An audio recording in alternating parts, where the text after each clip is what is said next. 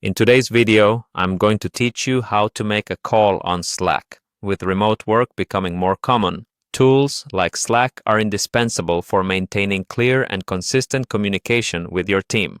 Let's dive into the simple process of making a call on this platform.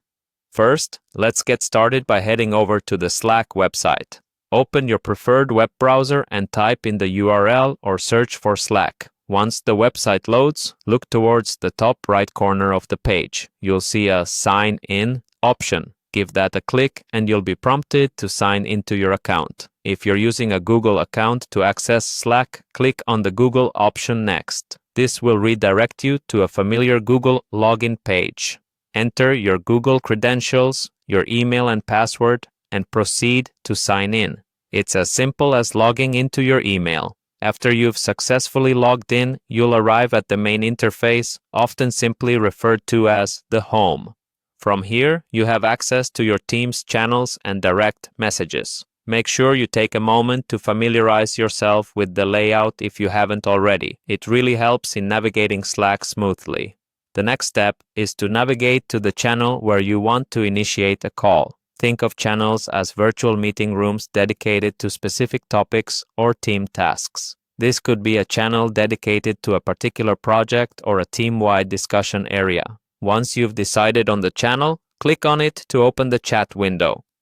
Now here's where the magic happens.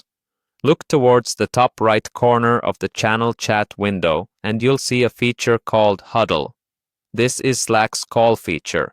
It might just look like headphones or an icon with sound wave lines, but don't be fooled by its simplicity. Clicking on Huddle will start a call with all the members of the channel or selected individuals. And there you have it, a seamless way to transition from text to voice communication within Slack. Starting a huddle invites members to join your audio call, and you can use this feature for quick discussions or more structured meetings.